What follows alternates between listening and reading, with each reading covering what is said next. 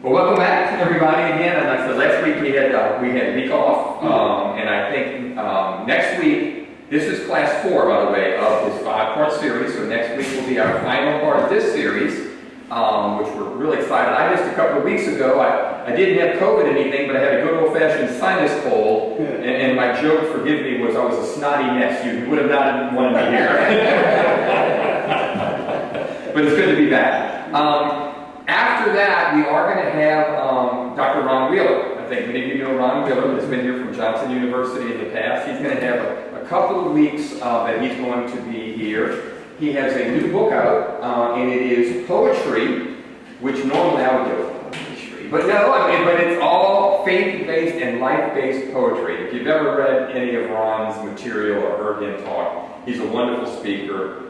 Really has some wonderful insights. So he's going to be here for 2 weeks. We'll be advertising that and keeping you informed of that as well. But we'd like to, other than that, I think everything's moving along smoothly. Thrilled to have Ryan back with us. And I'm going to turn it right over to you. All right, thanks. It's good to be here as always.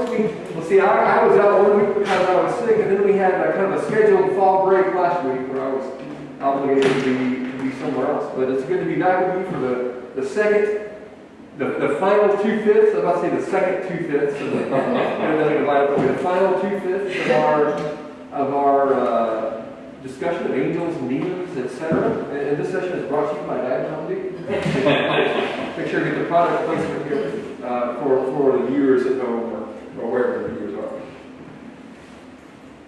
So let's see, today, this is one of those, we're going to look at a lot of different texts. Today. We're going to read several texts. We're going to read a couple of passages from a couple of books that are not even in the Bible. I'm not sure how long this will go, so that depends on what kinds of questions y'all have. I can see this taking the full hour and a half and us stopping before we're finished, or I can see us finishing. It depends on what kinds of questions you have. I think this will fill up the time, but we'll see. The subject that I'm talking about today is demons and evil spirits. And the question that I pose is, what are demons and evil spirits? Now you may say, well, that's good. Demons are fallen angels and evil spirits are demons, and that's all there is to it. Well, it's a little more complicated than that. I mean, for one, the fact that I say demons and evil spirits kind of gives you a little bit of clue about one facet of this conversation. Is a demon and an evil spirit the same thing? Or are those actually different things? And the short answer to that is, well, it depends on which book you're reading. But what are demons and evil spirits? First of all, let's talk about some terminology. And I think have I given y'all like Hebrew and Greek words this the few weeks we've been together?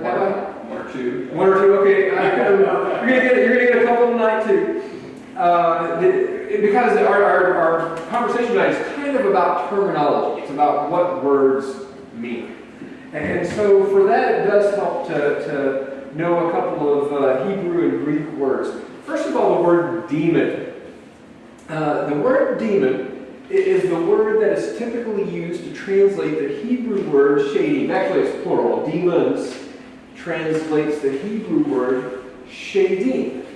Well, what does the word shadim mean? Well, we don't really know. It just occurs in a couple of passages and it's translated as demon.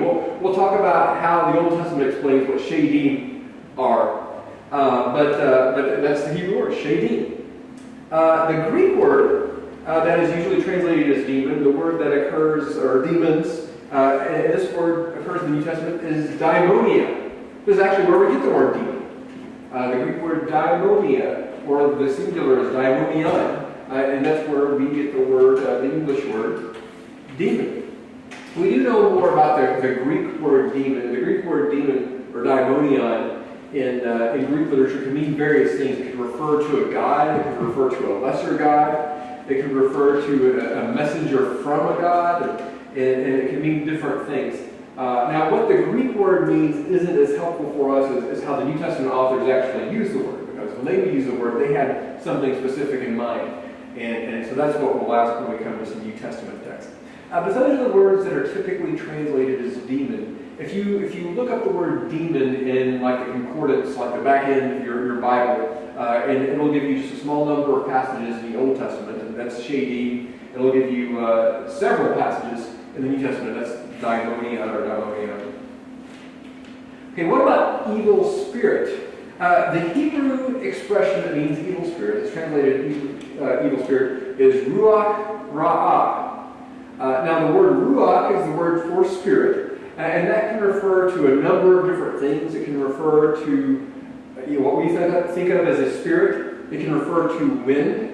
There's actually debate among Old Testament scholars. When you read Genesis 1, it says, in the beginning God created the heavens and the earth, and the earth was formless and void, and the Spirit of God hovered over the face of the deep, or something like that. The question is that the Spirit of God, like the Holy Spirit, or is that like wind from God that's blowing around this time? The word, the Spirit of God or the wind of God is an expression that you find elsewhere in the Bible. But the word ruach can mean all kinds of different things. Basically anything that you can kind of feel but you can't see. So when the wind blows and someone breathes, that's the ruach, the breath of life forces. The Greek word that's translated, the word ra'ah means evil or bad. Actually, the word ra'ah is really diverse. It's kind of like the English word evil or bad. It can refer to moral or ethical evil. It can also just refer to things that aren't fun, like a sinus cold. That would be ra'ah in Hebrew. That's bad. It's not that your cold was sinful, although you may have felt that way at times.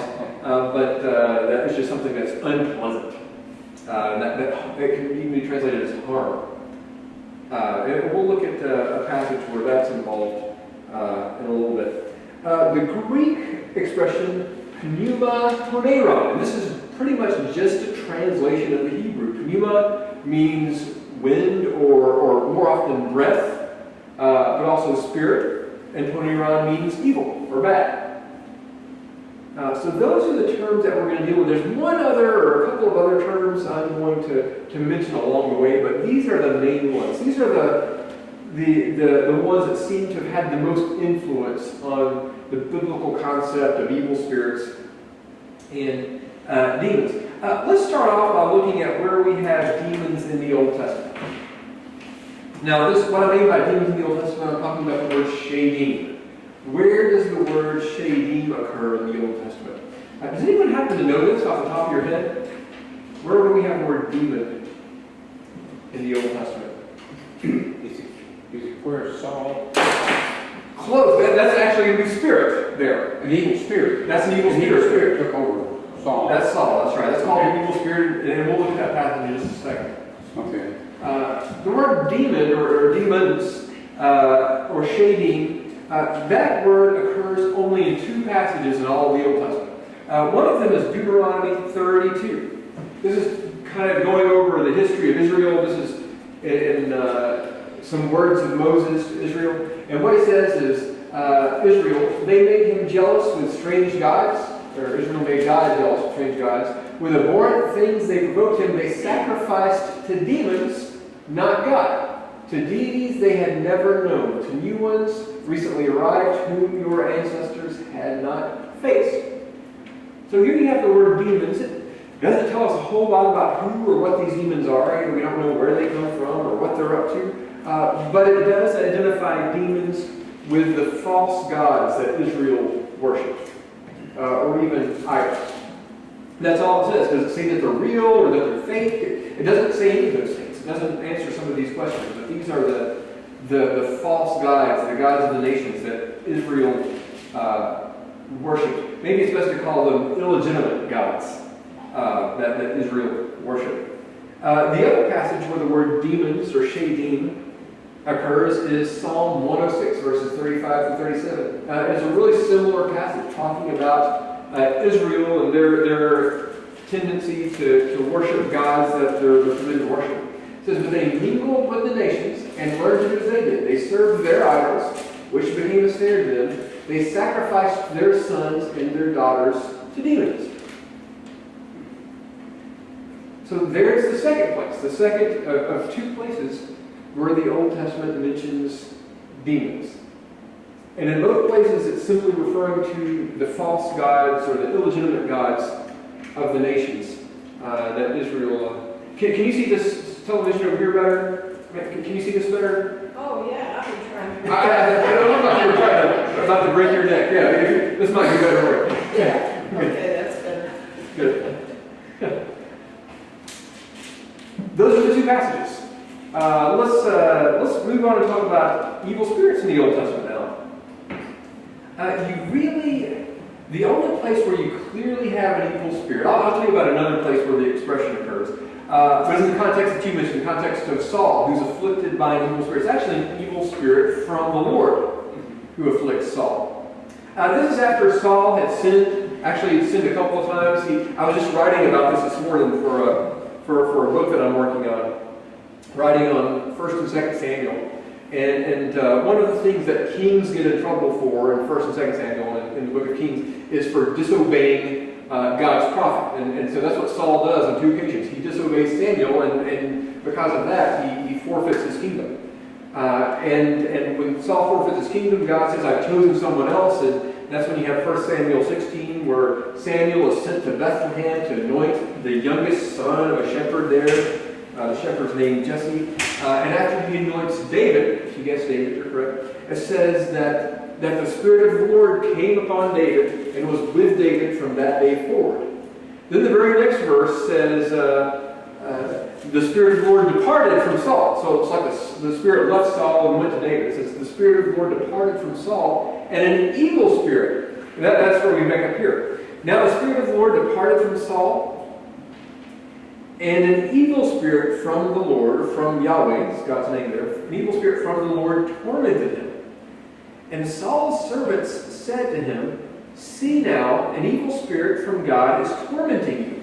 Let our Lord now command the servants who attend you to look for someone who is skillful in playing the lyre, and when the evil spirit from God is upon you, he will play it, and you will feel better. And whenever the evil spirit from God, I skipped a few verses there, whenever an evil spirit from God, the evil spirit from God came upon Saul, David took the lyre and played it with his hand, and Saul would be relieved and feel better, and the evil spirit would depart from him. You have some similar statements in 1 Samuel 18, and then again in 1 Samuel 19, if my memory serves me, where Saul is afflicted by evil spirits, and David would play the lyre, and that would somehow relieve Saul's affliction, which is really interesting for a number of reasons. One is, it says here that this evil spirit is from God, or from the Lord. It's not that this evil spirit is sent by Satan, or the evil spirit is out there just doing bad stuff. I mean, we don't know all of the background of what's being said here, but this evil spirit apparently is taking orders from God and serving God's purposes by afflicting Saul, presumably as a sort of punishment or chastisement for Saul's rebellion. And this evil spirit is evidence that God has in fact rejected Saul, whereas David is endowed with the Holy Spirit and is successful at every turn, and Saul is being afflicted. So that's one thing that's interesting about this. Another thing that's interesting about this is that David can play a musical instrument and make the evil spirit go away, or relieve. I mean, I suppose this is the first exorcism recorded in the Bible. It's either it's an exorcism, or at least it makes the spirit not bother Saul as much. Now, what did the spirit look like? Or not look like physically, but what did the affliction of this evil spirit look like? It's hard to say.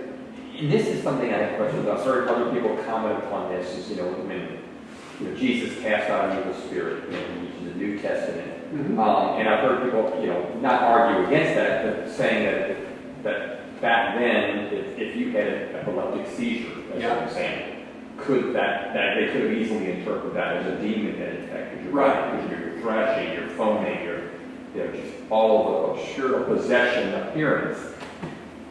We probably never will know the answer to that, but I'm sure there's probably been discussion on that this evil spirit that afflicted Paul may have been some sort of depression or schizophrenia or something, mental ailment. Has anybody expounded upon that or looked into that? They have, and the epilepsy is the thing that we comment here, because when we have the symptoms of spiritual affliction described, often it looks like something. The boy that Jesus heals after he comes down from the Mountain of Transfiguration, he's like falling down and getting thrown in the fire. Later, Well, let me give you this information first. Well, I'll answer your question first. It's really hard to look for like a psychological or chemical, biological explanation for some of the things that the Bible describes. That's the temptation. Some of the symptoms do look very similar. On the other hand, what it says is that it's a spirit. Right. So do we do something? Do we demythologize the text and say, well, it really says spirit, but we know better. We have a scientific explanation for this now, and some people do that. Or do we say, well, this looks like epilepsy, but it's not epilepsy; it's a spirit, or is it some combination? It's a spirit that causes epilepsy, or something like that. Sure. And I tend to kind of take what the Bible. I don't know whether it was epilepsy or something else, some other physical affliction. But this text seems to suggest that there's an evil spirit behind whatever's going on. So I kind of take it at face value. There are certainly scholars in our post-Enlightenment era who don't even believe in spirits. I don't feel obligated to go that route myself. I'm perfectly happy saying, well, the Bible says spirit, the Bible says that there are things as evil spirits, the Bible says there's Satan, and I believe them. I also find science very helpful. When I was sick a few weeks ago, I took Tylenol. I didn't just pray that God would remove the spirit from me. Did you try a liar? I didn't try that. I tried the banjo, but that makes an evil spirit come upon my life.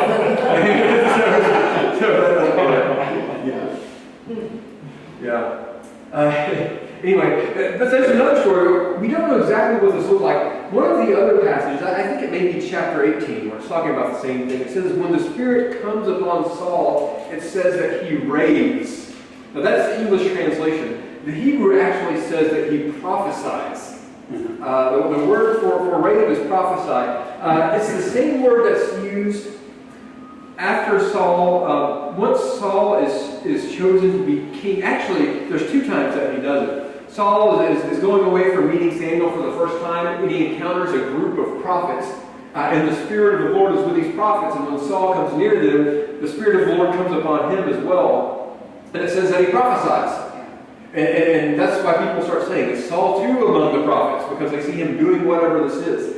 There's another story later in 1 Samuel where Saul is trying to kill David, so he sends one of his soldiers or a hitman, I guess is who it would be, to kill David. And on his way to David, this person working for Saul comes across a group of prophets and gets the spirit and starts prophesying and isn't able to capture David. So Saul sends another guy, and the same thing happens. And finally Saul says, I'm going to go kill David. So he goes to kill David, and the Spirit of the Lord comes upon him. It says he raised, it says he took off his clothes and lay naked until the morning. So whatever this Spirit is doing, it's incapacitating him. Now that's the Spirit of the Lord in those passages. But the same word that means prophesy, is the word that occurs in one of these passages that talks about what the evil spirit does to Saul as well. So what's interesting is that the symptoms that the Spirit causes, it looks similar to the symptom that even the Spirit of God causes. I think what we have here is probably like an evil counterpart to the Spirit of God. It's looking very similar to what the Spirit of God does, but this is something that's less pleasant or problematic that won't go away. And Saul has to hire the services of a musical exorcist. Sounds like Tourette's almost. Maybe I don't know Tourette's very well, but perhaps so. He's incapacitated. Lost control of his body. Just wondering about, the translation of the word evil in that passage makes it sound sinister, it sounds like something would come from Satan. I'm just wondering if just a softer translation of that word, instead of evil, unpleasant, or something like Inconvenient. Just not trying to say that it wasn't spirit, that all it was epilepsy or whatever, but just thinking that, I don't know, when you say evil, it's got this real strong immoral overtones, but if you just translated that word evil into some bad, unpleasant something, then it has more of a affliction Yeah. feel to it than an immoral, satanic kind of feel to it. So just wondering is there that little bit of flexibility there for that? Absolutely. That's what I was saying about the word evil earlier. Yeah. It can mean a wide variety of things. And Sinus infection or whatever. That's right. Yeah. The way I translate this, I left it evil here because that's what most Bible translations do. And so I'm not going to try to trick you into believing what I believe by switching the translation around. But the way I translate this is harmful. This is a harmful spirit. So it's evil not in the sense that it's rebellious against God, or this is a sinful spirit, or causing Saul to sin, or anything like this. This is an evil spirit, and that it's harming Saul. Did you raise your hand over there? Well, You're Brenda, right? That's your name. yeah, I like to look at the message and just see what they say. And they call it in 1616, they call it a black mood. And then the next verse, they call it a tormenting depression. Okay. That's interesting. Really going the psychological route. You do have, I was talking about the different definitions for the word spirit in the Old Testament. And it can also be used in a psychological way. So there's a passage in Isaiah where God pours out a spirit of drunkenness on Egypt. And he's not saying that he's sending a spirit that makes them drunk, but it's just describing their attitude, their inability to comprehend and to act wisely. Where else? You have the expression evil spirit in Judges 9. An interesting passage. This is the passage where I was talking about this morning in class. This is after Gideon is dead, and they want to make his son king. They tried to make Gideon king, but he said, no, don't make me king. But then Gideon named his son Abimelech, which means my father is king. So Gideon sent them mixed messages, mixed signals for sure. But they want to make Abimelech king, and in order, the people of Gibeah want to make Abimelech king, and in order to do that, they have to kill all of Gideon's other sons. And Gideon, I don't know if you know how many wives he had, but he had 70 sons. Yeah. And so they killed all of them except Abimelech and then this one other son who happened to escape. Who has really interesting things to say about government. I encourage you to take a look at Judges 9 for that. But what it says, after they kill all of Gideon's sons, except for the one son and Abimelech, it says that God sent an evil spirit between Abimelech and Gibeah, the people of Gibeah. And probably what it means there, it could mean that God sent like this personal spirit to stir up trouble. Probably what it means there is that you put conflict between them. Because after this, they have some sort of disagreement and misunderstanding, and they're trying to kill each other. And the spirit is between them. And so there you do have this idea of a spirit being sort of a psychological disposition. You have other passages as well. I don't think that that's what's going on here.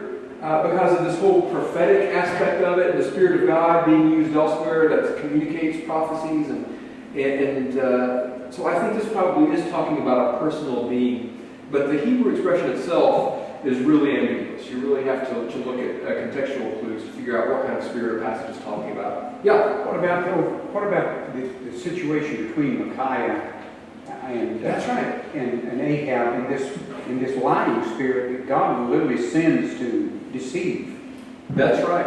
You have that's there called a lying spirit or a spirit of deception or something like that, depending on how you translate it. And that seems to be like a personal spirit, a counterpart to God's actual spirit. God's spirit who tells the truth. He sends another spirit if he wants to confuse people. And so God sends a spirit, and it's used the same word, just prophesying. You have King Ahab, and you have Jeroboam, I believe, from Israel.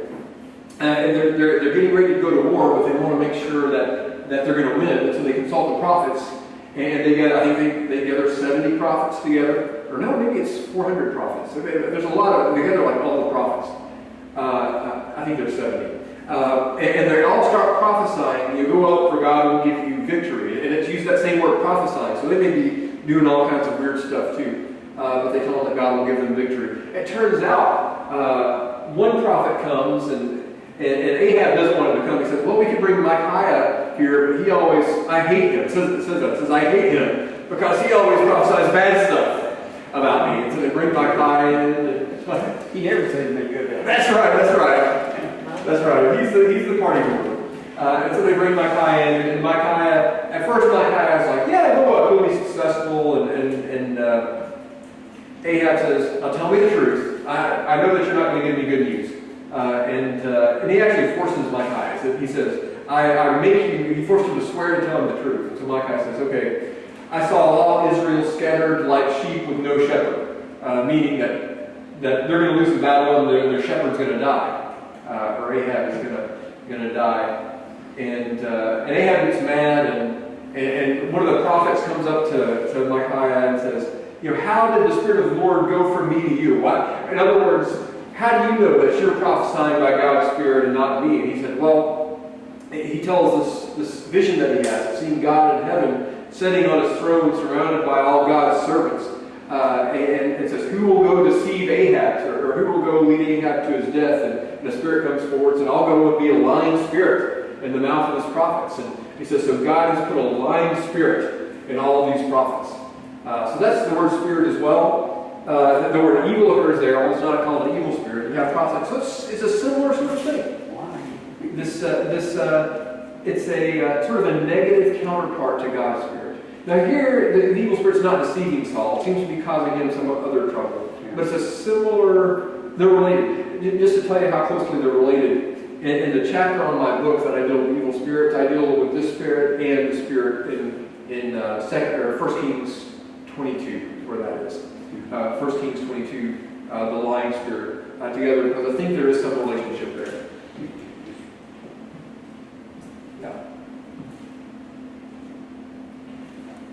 But that's another spirit. See, he's not called an evil spirit in 2 Kings 22, but it's another spirit who kind of works for God and accomplishes the judgment of someone who sinned that God has decided to judge.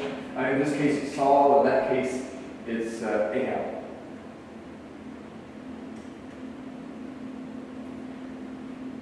Here's one other passage, verse 18. And this is the one I was mentioning. The next day, an evil spirit from God rushed upon Saul, and he raved within his house. That's the word that I was talking about, raved or prophesied within his house while David was playing the lyres day by day. I mean, one question we don't have time to answer is what exactly were prophets up to? Prophets didn't just sit down at a table and hear the words of God and write them down or go, thus saith the Lord. They were doing some pretty crazy stuff, too. And what's happening to Saul here resembles, the time that Saul goes out and the Spirit of the Lord comes upon him and he lies naked, all day long, people look at him and say, hey, Saul's a prophet. Because apparently what he was doing was what prophets do. Prophets were, just think twice before you invite a prophet to speak at your church. That's I'm not sure I want to be a prophet. All right, so we have shadim or demons, we have evil spirits in the Old Testament. There are a couple of other entities that people sometimes throw into the mix when they're discussing demonic individuals in the Old Testament. One of them is the Sa'arim, or Sa'irim, this is an interesting passage in Isaiah. Here it's describing the judgment of Babylon, how Babylon is going to be destroyed and be desolate and it's not going to have any inhabitants. It says in Isaiah 13, in Babylon, the glory of the kingdoms, the splendor and pride of the Chaldeans will be like Sodom and Gomorrah when God overthrew them. It will never be inhabited or lived in for all generations. Arabs will not pitch their tents there. Shepherds will not make their flocks lie down there. But wild animals will lie down there, and its houses will be full of howling creatures. There ostriches will live, and the goat demons, and their goat demons will dance. Hyenas will cry in its towers, and jackals in the pleasant palaces. Its time is close at hand, and its days will not be prolonged.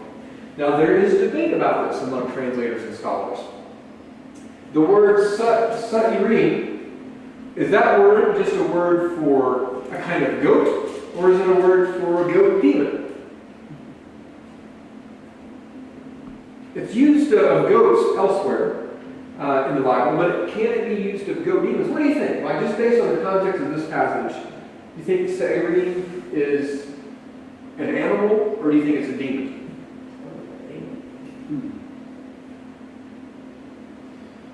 Hyenas are animals. Yep. Jackals, ostriches. Howling creatures. Howling creature. I can't quite read all of it. It's like an eye exam here, but. Sorry for the small print. Well, it talks about wild animals and hyenas, and then there's goat things, right? That's what Yeah, I think that, that's kind of how I see it. The context here is a list of wild animals. The city's going to be destroyed. No one's going to live there except for the wild animals who take it over after the humans are gone. And so I think probably in this passage these are not demons. But it's been translated that way traditionally. Sometimes the challenge of what we're doing is there are beings in the Old Testament that are not thought of as demonic, but interpreters begin to think of them that way. In ancient times, they start thinking of them as demons. And sometimes we inherit some of these ideas, and it's difficult to realize. It's difficult sometimes to tell whether a word really means that, or that's just something that someone along the way said that it meant, and we don't know any better right now. But I think here this is probably goats, not goat demons, given the list of other creatures. Can I just say, my neighbors have a bunch of goats, and there's nothing in this world cuter than a baby goat. But the problem with baby goats is they grow up to be goats. I feel that way about kittens. They're just ornery.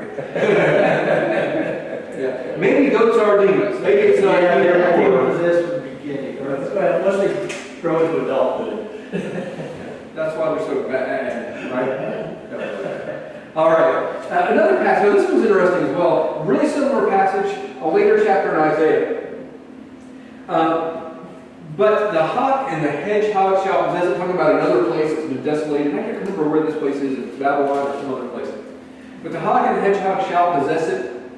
The owl and the raven shall live in it. Thorns shall grow over its strongholds, nettles and thistles in its fortresses. It shall be the haunt of jackals, an abode for ostriches. Wildcats shall meet with hyenas. Goat demons shall call to each other. There too Lilith shall repose. There shall the owl nest and lay and hatch and brood in its shadow. There too the buzzards shall gather, each one with its mate. Now this is interesting as well. Similar passage, you have a list of animals, but among the things that are mentioned there, in addition to the Sayurim, the so-called goat demons, you have Lilith. And I'm not sure if you know who Lilith is. Now in this passage, we don't know who Lilith is. But in later tradition, Lilith begins to be thought of as like a female demon. I think in some passages it's argued that maybe Lilith was Adam's first wife or something like that before Eve. And there's some crazy things about Lilith. Well, I shouldn't say they're crazy. These are probably good people who are coming up with these ideas back in the ancient world. But there are some really ideas that are strange by our standards and seem to have very little basis in the Bible about Lilith. So are these goat demons and Lilith, or are these just two animals that are mentioned? This is another one of those instances where interpreters began to think that these were demons. Now, whether this was the case when Isaiah uttered this oracle or not, it is a different question. Now, here's a passage where I think you can make a stronger case that it's talking about demons. This is the same word, Sayurim, that we saw in those other passages. This is Leviticus chapter 17. The priest shall dash the blood against the altar of the Lord at the entrance of the tent of meeting, and turn the fat into smoke as a pleasing odor to the Lord, so that they may no longer offer their sacrifices for Sayurim, for goat demons, to whom they prostitute themselves. This shall be a statute forever to them throughout their generation. Now here they're actually worshiping one of these things. So I think you can make a better case here. Although they worship cows elsewhere. So is this like a goat that represents a god? Is this a goat god? What is this talking about here? This may refer to some sort of figure that we might consider demonic. Is it Baphomet? Uh-huh. I don't know the origin of that, other than this goat-looking creature that somehow is tied in with Satan worship, but I don't know what Baphomet is supposed to be. Other's got a goat's head, I think. That's all. Right, it's like this human with a goat head. They had this statue, I don't know if it was in St. Louis or where, maybe it was in Michigan, but they put up the statue with this Baphomet, the statue of Satan. And he's sitting on a throne, with goat head, and there's two little kids coming up to visit him like Santa Claus. And a really interesting statue. It made the news about 10 years ago. 10 years, probably more like 7 or 8 years ago, I guess. Baphomet, Baphomet, I believe is how it's spelled. But yeah, you have this goat imagery that's been associated with Satan for a while. You have this idea of Satan with one goat leg, and Satan has a goatee. Or horns. Anyways. For our purposes, I think the two things we need to take into account are the shading, the demons, and these seem to be illegitimate gods or idols of the nations. That's all it says about them. It doesn't say that they're out in the world doing anything. It doesn't say that they work for Satan. It doesn't say whether they're real gods or real beings that people are worshiping, or whether they're not even real entities. But these are what people, what Israel mistakenly worships from time to time. Figments of their imaginations. Well, it doesn't say. Is this just, are these nothing and they just think there's something? Or is there something really out there that they're worshiping? Okay. Paul's kind of ambiguous when it comes to this too. A demon, or an idol is nothing, but an idol is a demon. Well, is it nothing or is it a demon? You're worshiping, First Corinthians, worshiping demons. That's right. That's right. Watch me talk about that in just a little bit. Okay. No, you're fine. You're not spoiling the fun. Okay. Yeah. Then there's the evil spirit, and this seems to be an invisible being that harms humans. Again, no connection with Satan. Interestingly, demons and evil spirits aren't mentioned in the same passages. They're not said to be doing the same thing. If it weren't for later tradition, which identifies demons with evil spirits, all I was doing was reading the Old Testament, I would say a demon is one thing and an evil spirit is another thing. But they're not the same thing. Now, when we come to the New Testament, it's going to complicate that identification or distinction just a little bit. But the Old Testament authors, they seem to use evil spirit to refer to one thing, something sent from God to cause harm. And when they talk about demon, they're talking about something that people worship falsely.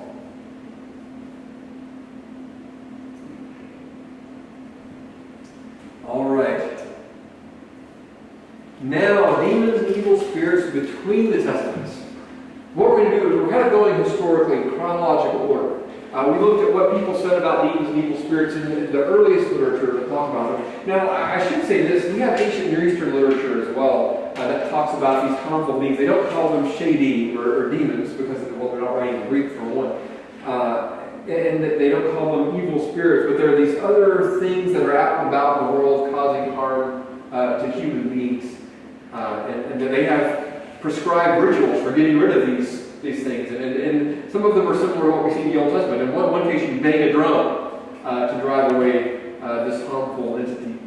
So there are those things, but I'm looking at just the biblical literature, the literature that's from Jewish and Christian tradition. And we're going in chronological order through this issue. Yeah. Sorry, just a point of clarification. When you say that demons in the Old Testament are the false gods, then what I'm thinking then is that the way most of us interpret the word demon, Jesus cast out demons, that probably using the word demon to refer to those Old Testament things is kind of confusing for most of us, right? When we see the word demon in the Old Testament, we probably should just insert false god or something like that rather than... It's using the English word demon to just describe a very different thing in the Old Testament than in the New Testament. That's right. So that's one of the problems if you're a Bible translator is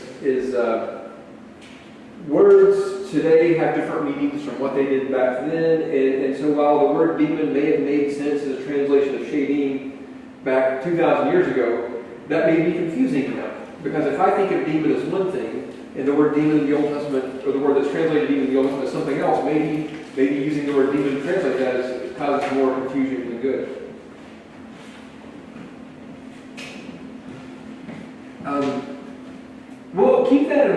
is we're going to see how this terminology develops, how the way people use these terms kind of changes. It's not that, and just let me clarify, it's not that truth is changing, but the way people describe truth changes. The words they use change over time.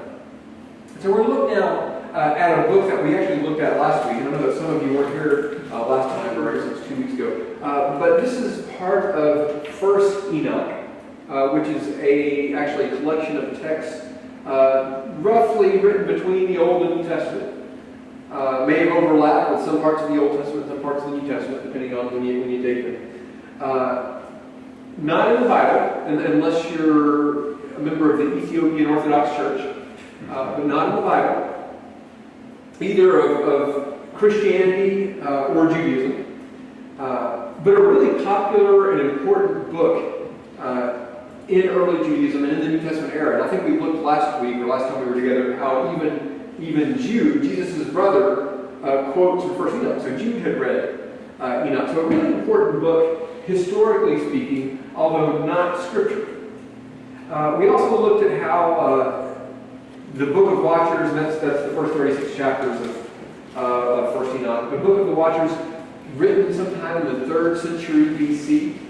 How it explains or interprets this story in Genesis 6 of the sons of God who come down and marry human women and have children with them. And it explains the story. It says that these are actually angels called Watchers, and they rebelled against God. They came down. They taught women on earth how to practice sorcery, how to practice divination, these forbidden arts. They also taught people how to make jewelry and cosmetics, which, as we all know, leads to sexual immorality, right? At least that was the perspective in early Judaism. Taught them these bad things. In addition to these watchers, these angels who came from heaven teaching bad things, they have children with human women. And these children are kind of hybrid creatures, according to the Book of Watchers. They're part angel, they're part human. And so they're these mighty warriors, they're giants, they're really big. And they do all kinds of violence, cause all kinds of problems. As a result, God sends the flood to save the good humans, to punish the humans who become wicked because of the teaching of the Watchers. God also imprisons the Watchers themselves so that they can't do any more harm on the earth. He imprisons them. And he has the giants, their children, he makes them fight each other and kill each other. That's how God responds to this. Interestingly, we have a passage let me remember the chapter. I think this is chapter 15 of the Book of the Watchers that talks about the death of these giants that are half human and half angel, or half flesh and half spirit. And here's how it talks about the death of these giants. But now the giants who were begotten by the spirits and flesh, or angels and humans, they will call them evil spirits on the earth, for their dwelling will be on the earth. The spirits that have gone forth from the body of their flesh are evil spirits. For from humans they came into being, and from the holy watchers was the origin of their creation. Evil spirits they will be on the earth, and evil spirits they will be called. The spirits of heaven, and heaven is their dwelling, but the spirits begotten on the earth is their dwelling. So this is really strange here. But what it says is angels are spiritual beings and humans are fleshly beings. They get together and have these hybrid children, and these hybrid children are killed, but only their fleshly part can die. Their spiritual part lives on, and that's where evil spirits come from. Now the Bible doesn't say, the Old Testament doesn't say this is where evil spirits come from. The New Testament doesn't say this is where evil spirits come from. This is just one text from early Judaism that says this. For that matter, the Bible doesn't say at all where evil spirits came from. Not just that they didn't come from this thing, but this is how the Book of the Watchers explains where evil spirits came from. They're the spiritual remnants that are left from the giants. It goes on. And the spirits of the giants consume, do violence, make desolate, attack, and wrestle and hurl upon the earth. So we get more explanations of the symptoms, what these spirits actually do. And cause illnesses, They eat nothing but abstain from food and are thirsty and smite. Now remember that. That may not seem significant now, but I think this is really interesting when we come to the New Testament. These evil spirits don't eat. Probably what's implied here is that one symptom of being afflicted by an evil spirit is that you lose your appetite. Which maybe that explains why there's certain psychological disorders where you don't eat, or certain physical illnesses where you lose your appetite. Some you lose your appetite to a dangerous extent. The spirits will rise up against the sons of men and against the women, for they have come forth from them. From the day of the slaughter and destruction and death of the giants, from the soul of whose flesh the spirits are proceeding, they are making desolate without incurring judgment. Thus they will make desolate until the day of the consummation of the great judgment. So that's where the spirit came from, according to 1 Enoch. And here's what they're up to. They're attacking humans, making them sick in various ways, and that's what they're going to do until judgment day. So this is a little different. It's borrowing the terminology evil spirit from 1 Samuel. But these are slightly different beings. These aren't beings that work for God, sent to punish the wicked. These are just out and about causing all kinds of problems for human beings. And that's apparently what they're going to do until God takes care of them at the end. Yes? Is people who interpret this, do they put that on Genesis, I think, 6, where the sons of God and daughters of men get together? Absolutely. That's what this book is doing. It's interpreting Genesis 6. Interpreting that. Uh-huh. And those who believe that's what happened in Genesis is taken from this passage of Scripture here. I mean, from this story here. That's a good question.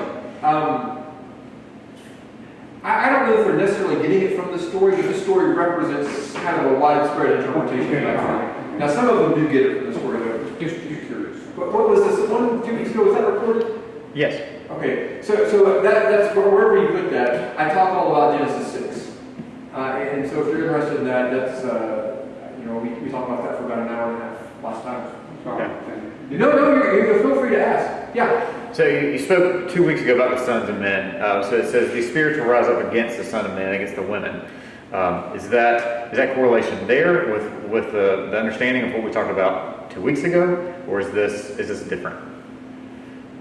Well, this is from the same book that's reading Genesis 6 that way, so they're connecting all of these things. Okay. Now, I'm not saying that this is where evil spirits come from. Again, this is not the Bible, so if the Bible's not saying it, I'm not gonna worry about it.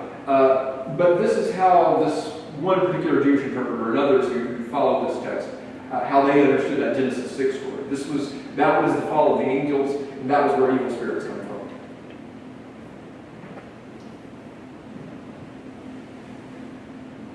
All right, so there's another passage in the Book of Watchers that's really similar.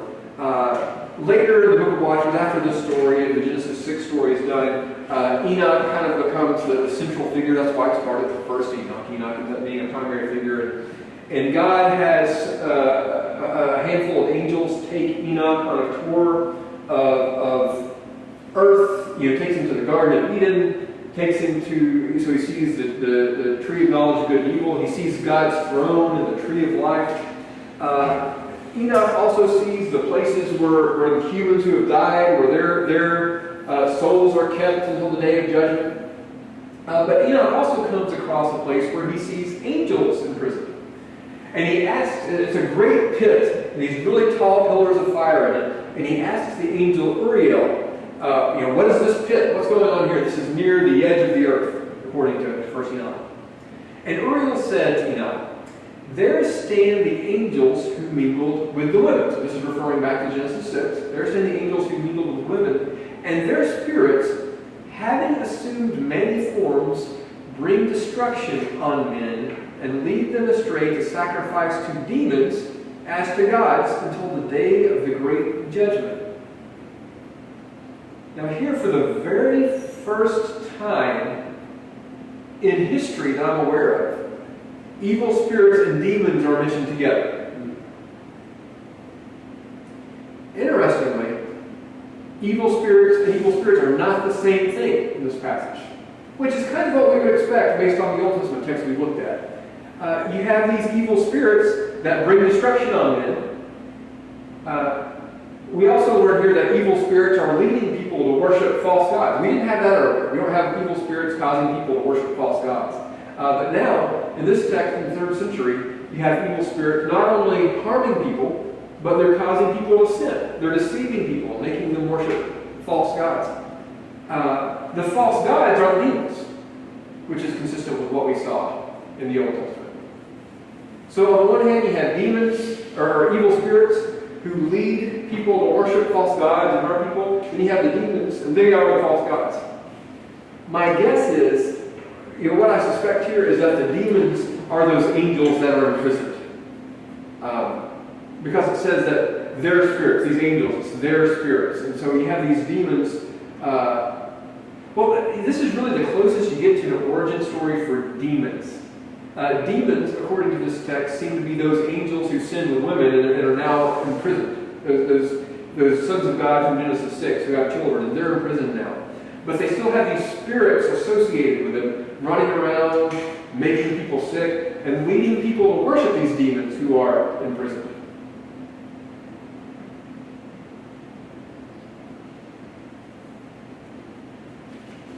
Any questions about the Book of Watchers, the Book of Watchers, First Enoch? Strange stuff, interesting stuff. Still no mention of Satan here. You have some bad guys, you have demons, you have evil spirits. No mention of Satan. We don't have a full theology of these beings yet, but they're beginning to think more about demons and evil spirits. They're trying to explain where these people came from and how they relate to each other. Is the book of Enoch, it's not written in Hebrew, is it? It was written, most of it seems to have been written in Arabic. Just wondering about that word demons there, if there's another translation for that word. Just kind of getting hung up on word demons, a little bit. It seems to be Shaddai, with the Aramaic word that corresponds to Shadim in the Old Testament. Okay. Yeah. So same sort of word. In the Greek translation of it translates it as daimonia, it translates spirit as ruach, or the same words that we saw The earlier. Greek translation of the book of Enoch That's right. uses, okay. Yeah. And the Aramaic seems to have the words that would correspond to these as well. Unfortunately, since most Jews and Christians eventually didn't view Enoch as canonical, they didn't preserve it. So we don't have really good manuscript traditions of it in Greek and in Hebrew or Aramaic. But since the church in Ethiopia preserved it, we have it in Ethiopic, their language. Classical Ethiopic or Ge'ez, which is a translation, that's the Ethiopic translation of the Greek translation of the Aramaic. So it's a translation of translation, but it's the best we have to work with on a lot of these books. The same thing is true for Jubilees, the book of Jubilees, which is the text we're going to look at next. So do we take this as just a theory or the truth? I mean, I'm getting confused here. Yeah, I would just take it, just take this is what people were thinking at the time. It's not, It's just someone's idea, right? Or not? right, these are just ideas. When we come to the New Testament, we'll see that some of these ideas are, the New Testament says, yeah, this is right. Other ideas they don't comment on. But right now, what we're talking about now is not what you should believe. Okay. This is, we're just looking at how people's thinking about demons. Yeah, sorry for confusion. When there's something you're supposed to believe. Yeah, that's right. This will not be on the test. I missed something somewhere, I guess. Yeah, right now we're just talking about the way Jews, just before the time of the New Testament, the way they were thinking about some of these things. And I think this will help us understand some of what's going on in the New Testament. But this is not scripture for us, and for me, it's not authoritative, so I'm not obligated in any way to believe this. Right, you see like goats dancing in the farm. Yes. They get up on them, they just prance and dance when they're babies. I like that. So the next text, this is a similar situation. This text is not in the Bible. It's not theologically authoritative. It's not infallible, or whatever word you like to use about the trustworthiness of the Bible. We do not use that word about First Enoch or about Jubilees. This is just another book that reflects what certain Jews were saying around the time. Now these are important books because the New Testament authors seem to have been aware of some of these things. But these are not authoritative for us. Jubilees was written in the 2nd century BC, maybe about 100 years, about a century after the book of Elijah that we just looked at. And let's look at what the book of Jubilees does. Whoops, here we go. During the 3rd week of this Jubilee, this is one of the things that the book of Jubilees does. It divides history into a series of 50 or 49-year increments called the Jubilee. So during the 3rd week of this particular Jubilee, impure demons, we haven't seen that yet, impure demons began to mislead Noah's grandchildren, to make them act foolishly, and to destroy them. Then Noah's sons came to their father, Noah, and told him about the demons who were misleading, blinding, and killing his grandchildren. So here we find a little more information, or we see that ideas are developing further. These demons are called impure demons. So we're not sure what makes them impure, but there's something impure about them. Maybe because they cause illness, and that would, illness would be considered an impurity. We see that they're misleading. We saw this in 1 Enoch 19. So they're not just causing people to get sick, but they're misleading Noah's grandchildren to make them act foolishly and to destroy them. Noah sons come to him and talks about the demons who are misleading, blinding, and killing. So demons causing blindness, even killing people. Now watch this. Continuing the same passage. Noah prays that God would protect his children from these demons. It says, you know how your watchers, they're the fathers of these spirits back during my lifetime. As for these spirits who have remained alive, shut them up and hold them captive in the place of judgment. What does Noah do there? What does he call the demons? He calls them spirits. So this, as far as I'm aware, is the first passage where a demon is said to be a spirit. And here you have demons. They're not just these gods out there who are passive and inactive that are being worshipped, fallen angels or whatever they are. But they're the same thing as demons, or demons are the same thing as spirits, and they're out and about causing people to get sick and misleading people. So the terminology is beginning to change. Now the Jubilees distinguish between these gods that are worshipped, false gods that are worshipped, and spirits that harm people. We don't know that, but the author of Jubilees is using demon and spirit, that terminology interchangeably, to talk about the same beings that are harming humans. Still no mention of Satan. We don't learn a whole lot. I guess Jubilees has the same understanding of where these beings come from. That he refers to the Watchers as their fathers. But we don't learn a whole lot more, except for the fact that Jubilees is kind of blurring the boundaries between demons and evil spirits. And in the Old Testament, you seem to have demons who are worshipped by Israel when they're not supposed to be. We have evil spirits that are harming people. In Enoch, spirits are leading people to worship demons. In Jubilees, spirits are demons. They're the same thing. This may be said, but is this after the flood or before? This story here is set after the flood. If I had the whole prayer up there that Noah prays, he's like, God, you saved us from the flood. Now these demons are going to kill us. Can you help us out here? Now I said there's no mention of Satan. Actually, next week we'll look at a passage which talks about Satan here, because Jubilees is actually the first book that connects Satan with demons and evil spirits. But we're not going to talk about that this week. What I want to do now, however, is move on to the New Testament. So we're continuing to move chronologically. Brenda, we're back to the parts, the books we believe. Am I the only one that You probably were. Yeah, this kind of goes back to what I was saying the first week about how we're kind of looking at how ideas develop over time, and we're considering some of the books outside of the Bible. I probably should have reminded you all of that before we started tonight, because we're really getting into these writings pretty heavily. Now we're back to the New Testament. Here's the Bible.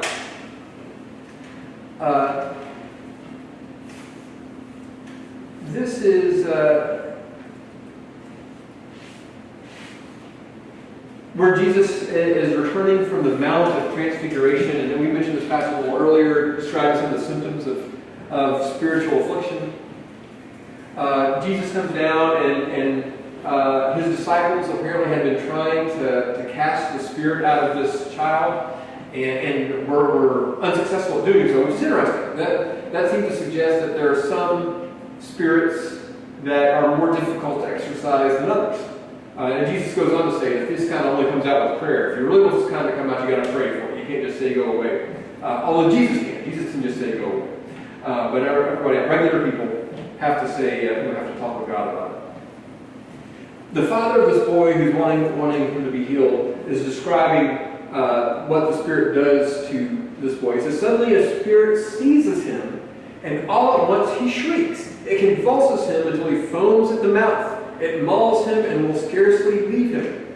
I begged your disciples to cast it out, but they could not. Jesus answered, you faithless and perverse generation, how much longer must I be with you and bear with you? That's an interesting response there. Jesus kind of gets on the people around him for having this trouble. Bring your son here. While he was coming, the demon dashed into the ground in convulsions, but Jesus rebuked the unclean spirit, healed the boy, and gave him back to his father. So I guess one of the first things we notice here is that in the Gospels in the New Testament, they're using the word demon and spirit interchangeably. And that's probably the main reason that all of us do that today, because that's the way the Gospels use those terms. A demon and an evil spirit are the same thing. Now that doesn't mean there can't be different kinds of demons or evil spirits. This unclean spirit here may not be the same thing as the spirit of divination that Luke talks about in Acts. He refers to the spirit of divination, which enables a young girl to predict the future. And so there may be different kinds of spirits or different kinds of demons. But the word demon and spirit are both used of the same being, and you can see that right here, where it says the demon dashed into the ground and Jesus rebuked the unclean spirit.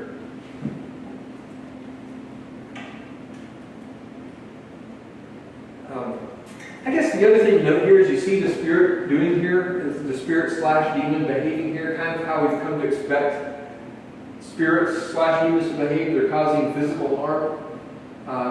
We even have some of the symptoms very specifically described here, which could be something like epilepsy, but it's, again, it's kind of retrojecting, is that a word? I made it up. Retrojecting a modern medical diagnosis on an ancient text that's describing things spiritually. Let's spin another passage. This is where Jesus is accused of being possessed by demons. Actually, there are several passages in the Gospels. In all four Gospels, actually, Jesus is accused of being possessed by a demon. It says, then he went home, and the crowd came together so that he could not even eat. When his family heard it, they went out to restrain him, for people were saying, he has gone out of his mind. And the scribes who came down from Jerusalem said, he has Beelzebul, and by the ruler of demons, he casts out demons. So this is a story that takes place in the Gospel of Mark after Jesus has already gone around casting out demons. And that's most of the stories in the Gospels where we have demons or evil spirits mentioned. It's in the context of exorcism stories where Jesus is casting out demons. Although in Acts you have others casting out demons. In the Gospels, the disciples, when Jesus sends them out as missionaries, they come back and say, even demons listen to us. We cast them out. In Acts, you have the disciples going around casting out demons. You even have Jewish exorcists who aren't Christians, who are apparently casting out demons. But here, Jesus has been casting out demons, and he seems to be able to do so with a particular effectiveness that's unlike the others. And people are really impressed by the way Jesus casts out demons. He does so authoritatively. He just says, go away, and they go away. He doesn't have to do what the other exorcists do. He just tells them to go, and they go. According to the scribes, they say that he's able to do this because he himself is empowered or possessed by the ruler of demons, who is Beelzebul. The name Beelzebul is really weird, and most scholars take that as like another name for Satan. Here, Beelzebul is said to be the prince or the ruler of demons, and elsewhere we see that Satan commands demons in the New Testament. And so that's why most scholars take Beelzebul to be another name for Satan. One thing that I think is interesting here is the reason that people suggest that Jesus is possessed by a demon in the first place. Why do they say that he's possessed by a demon? Now the scribes, they are conveniently trying to dismiss what Jesus is able to accomplish by saying that Jesus is not empowered by the Holy Spirit, but empowered by an evil spirit, or by Satan. But why in the first place what do you think opened the door to allow them to allege that Jesus was empowered by Beelzebul, or has a demon?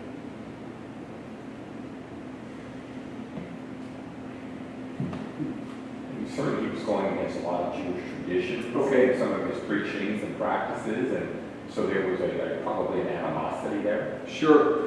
And you get that in the Gospel of John especially. Jesus is teaching things that people just can't comprehend in the Gospel of John. And so they start saying, this guy's crazy. And he's crazy because he has a demon. So that's kind of what you get in the Gospel of John. In this passage, look at what happens first. He doesn't eat. Yeah. He's so busy or so occupied with ministry that he doesn't even have the opportunity to eat. When his family hears about this, they try to go get him. Because people are starting to say, this guy's crazy. He's not eating, apparently. And the Pharisees say, or the scribes say, ooh, he's not eating. He must have a demon. And did they really think that he had a demon? I don't know, but this was a convenient excuse for them. They were wanting to dismiss what he was doing. And so the fact that he wasn't eating opened the door for them to say that he had a demon. Weren't there reasons, both political and financial? That's a good question. It's hard to separate the two, isn't it? Sometimes. Yeah, Even today. probably no joke. No joke. And let me tell you a dirty secret.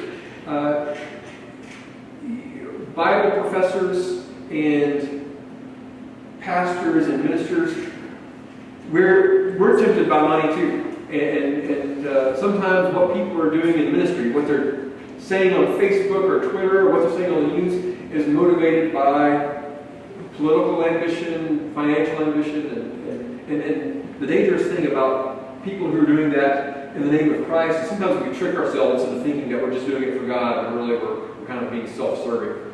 But yeah, it's really hard to extricate our own things what we're trying to accomplish and our own motives from selfish motives at times. And I'm sure the Pharisees were no different.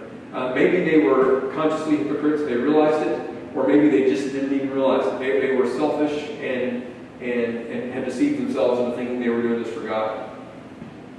And I should add to that political and motivations for power. That's right. That's right. Of course, that could be political. Absolutely. I also have heard that the demons are very egotistical, and just to even talk about them draws them. True or false?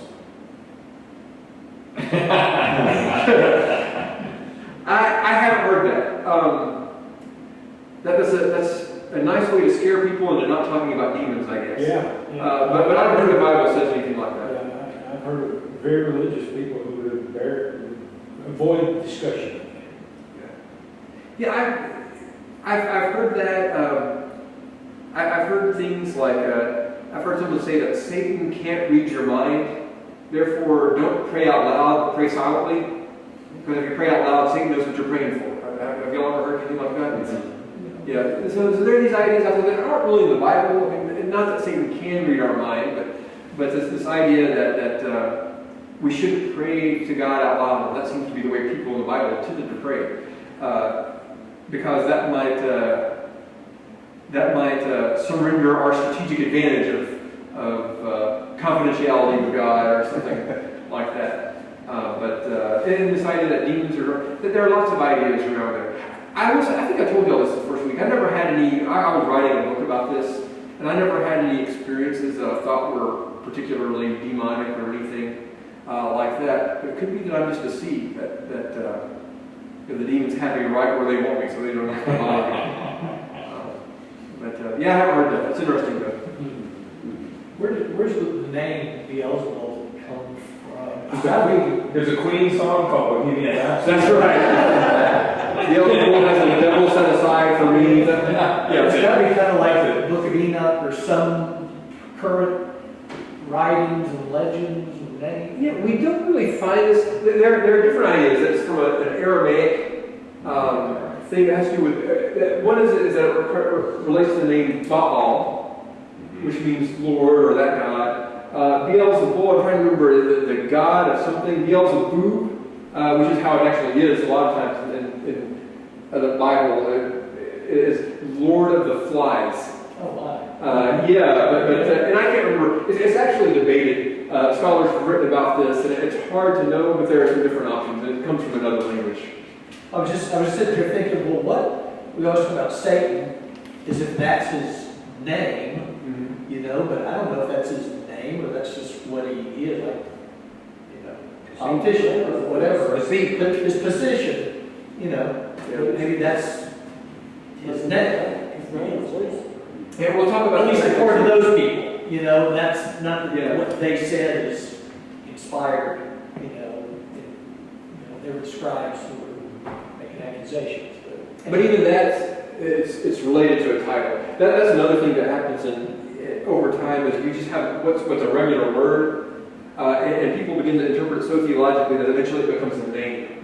So, like Lilith, probably just some sort of night animal in Isaiah, but eventually Lilith is the name of a demon. It's a similar thing with Satan that we'll talk about next week. Satan's not a name in the Old Testament, but eventually it becomes a name. Some of the Indian that Cherokee word, like Punalufti, just is a word that means, you know, by the river. But that word becomes the name of that town, by the river. You know? So same kind of thing, just transforms from a descriptive thing into. Yeah, it's very similar. There's actually a technical name for it grammatically when a word becomes a name. I can't remember what it is, and it doesn't matter. But there is a name for that because this is a phenomenon that's not uncommon. I don't think it's nominalizing. I don't know what it is. I'm not even going to guess. Let's see here. Let's look at another passage. Let me introduce this passage this way. We've looked at how in Luke, and in other Gospels as well, the word... by the way, interestingly, the Gospel of John has no exorcism stories. No what? Exorcism stories.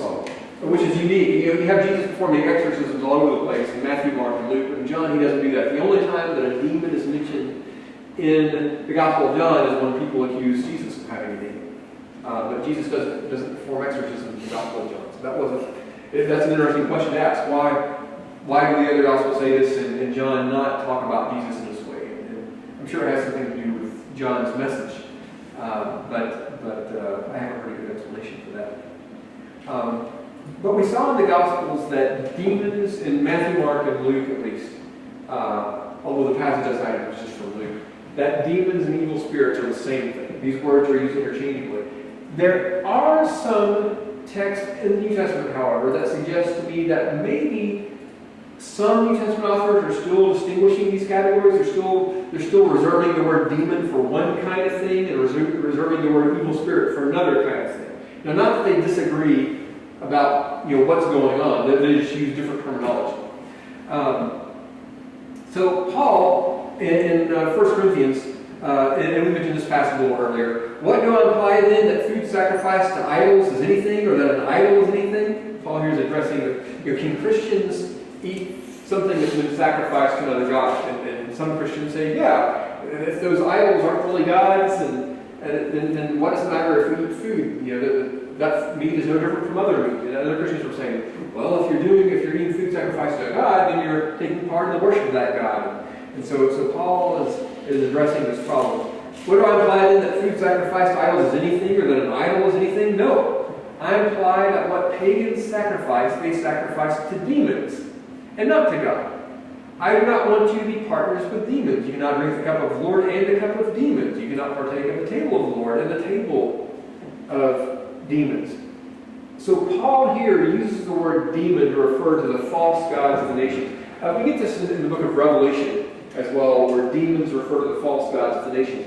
We never have the word spirit or evil spirit referring to the false gods of the nations. So there seems to be some sort of terminological distinction. The words aren't exactly the same thing yet, because you still only use demon to refer to, or you still refer to false gods only as demons, not to demons and evil spirits.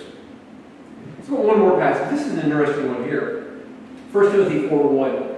Now the Spirit expressly says that in later times some will renounce the faith by paying attention to deceitful spirits and teachings of demons. Now, if you read a commentary here, and I wrote a paper on this recently. Well, it was a year ago, I guess. And if you read a commentary on this passage, it assumes that the teachings of demons and deceitful spirits are the same thing. I wonder, however, if this is referring to two different things. Because in 1 Enoch, you have spirits that are deceiving people, but then you have angels that have taught, like sorcery and divination and things like that. And so those are kind of two different things. The fact that it refers to deceitful spirits and the teachings of demons, not deceitful demons or the teachings of spirits, may suggest to me that there's two different things in mind here. There are people who are being deceived by evil spirits, and there are people who are practicing these evil things that these fallen angels taught a long time ago. Yeah? I don't want to get up and chase another rabbit. When Jesus cast out the demons from the man into the herd of pigs, this demon could literally talk. Yep. And which means he has some kind of, I don't know, call it personage or something. And so this, teaching of demons is if someone who's on the inside is able to literally take over the ability of someone to speak through them or influence them to teach evil things or just... What I wonder is the teaching of demons kind of refers back to something like what we have in the Enochic literature, where there are angels who came down and they taught sorcery and magic and divination. And so those are the teachings of demons. And they're now in prison, but their teachings are still out there. Right. Okay. The spirits, on the other hand, it's not that their teachings are still out there, but they're in prison. The spirits are actually going around deceiving people actively. So you have deceitful spirits and you have teachings of demons, not demons who are teaching. Okay. Makes sense? It could be that I'm pressing the language farther than I need to, but it is interesting that it works really well with, if we think of it in terms of what we saw in 1 Enoch.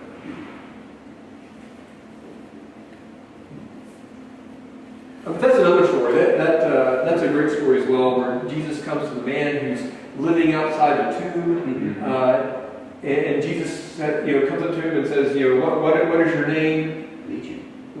Because apparently there are many demons in that man. Jesus also tells a parable like that, saying that if you cast a demon out of a guy, he'll go out and grab 7 of his buddies and come back and move in with a bunch of guys. And so is that what happened with that man? We don't know. Another thing that's interesting in that story is that what they say, what Legion says to Jesus is like what are you doing? What are you doing here? What do you want with me? Son of God, you come here to torment me. Have you come here to torment us before the time? And so what does that refer to, before the time? And if you remember from Jubilees and 1 Enoch, these demons are out and about in the world until the judgment. When the judgment comes, that's over. And so maybe that's what this Legion asking. Have you come to torment us before the time? Because right now we're supposed to be out and about doing things. And of course, as you're probably familiar with the story, Jesus ends up reaching a compromise. Maybe that's the way to put it, with the demons, saying, look, okay, you got to go out with this guy, but I'll let you go into these pigs over here. Well, I always thought the pigs were smarter than the guy. The pig said, I don't want a demon in me, I'm just going to kill myself. It's really weird. The pigs seem to be smarter here, Yeah, maybe that's what it is. The pigs committed suicide. Yeah, they did. That was really bad. I've got all kinds of dad jokes tonight. I'll use it though. There you go. Anyway, in the New Testament, you have demons affiliated with Satan as well. We'll talk about that next week.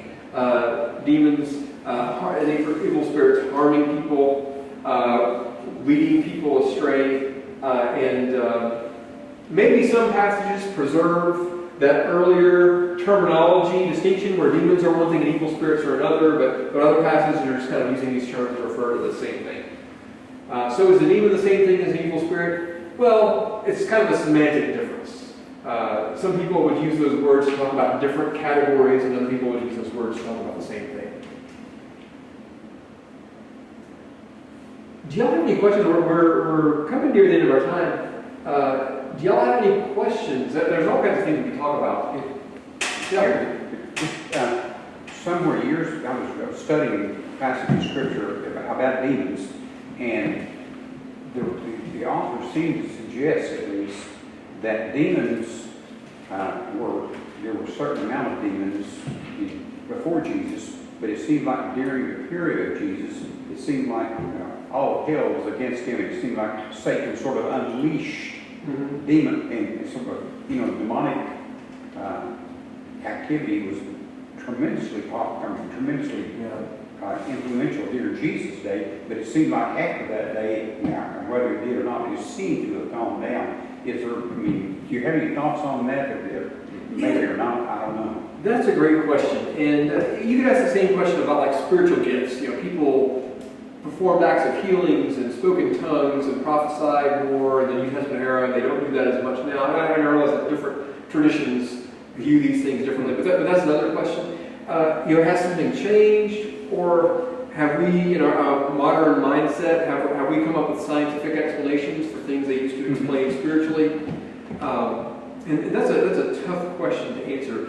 Also, how representative the text that we have? How representative of that? How representative are those texts of what was going on? Was it that demons were going all over the place, or was it just that a big part of Jesus' ministry was casting out demons? And so the books talk about it a lot.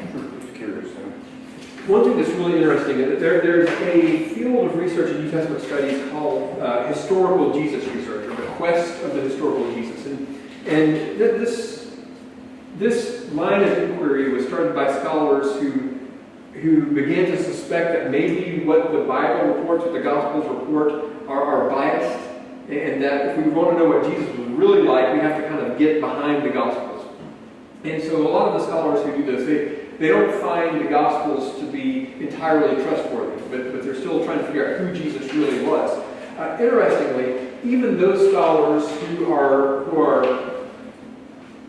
pretty dismissive of the Gospels as historical references, even they acknowledge that Jesus was an exorcist, because there are so many texts, so many sources that speak about Jesus, that it's hard to deny that he casts out demons. Now, these scholars might say, well, they weren't really demons, but it's almost uncontestable that Jesus traveled around helping people, and that Jesus was perceived to be casting out demons. This is just, we can be really confident, even if you don't believe that the Bible is the Word of God, you can be really confident that Jesus went around doing this thing that people thought was casting out demons.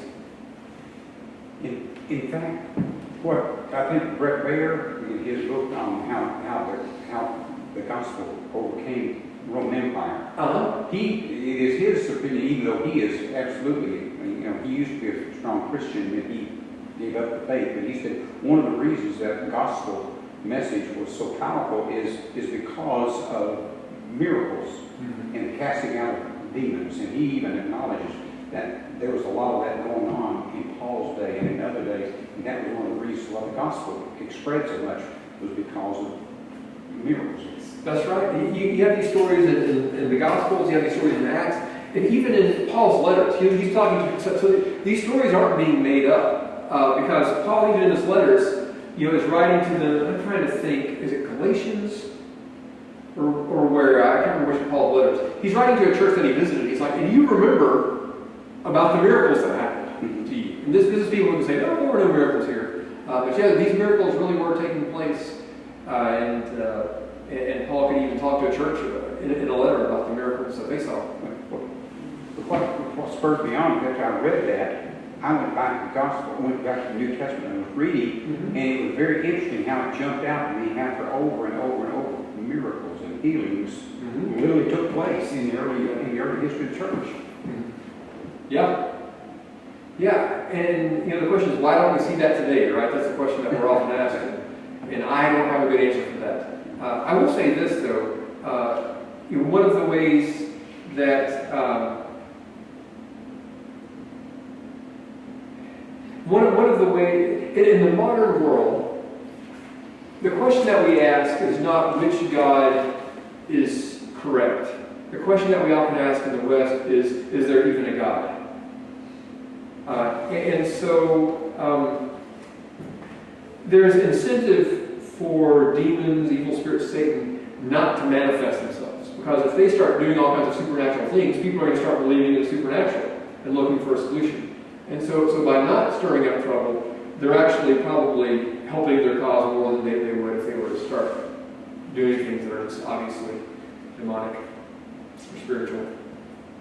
More people, just like reading the Bible, when you are a believer is different than when you're not. Once you're saved, your eyes are open, and truly believe, give your life over, same way with miracles. They really happen all the time. What, I'm sorry, say that again, the last portion of what you just said, what was that? When you truly believe, some people really are saved. They do believe, but they still can't give up being the head or making their own decisions. Doesn't mean they don't believe in Jesus or God. You just have to come to a point that, Lord, this is it. You've got me. I take over. That is when you honestly start seeing even more into your studies in the Bible. And Bob, what was the name of the gentleman you mentioned? a few Well, minutes ago? Mr. Brown, I think Bart, he's a professor at Duke University. He grew up as a very close believer. Bart Ehrman. Bart Ehrman, yes. Bart Ehrman, that's it. He's at the University of North Carolina. He's a professor, and he wrote a book, how the gospel, how Christianity defeated the Roman Empire. Yeah. And he documents how the Roman Empire, within the first 300 years after Emperor Constantine, past that period, how literally the Roman Empire was literally chained to the gospel message. And here he is talking, he's a non-believer, and he had to admit that the gospel overcame and literally defeated. But you said one time he wasn't a believer. He was going into ministry. He studied, Yeah. and he had some personal issues that just drove him out of the faith completely. He's no longer a believer.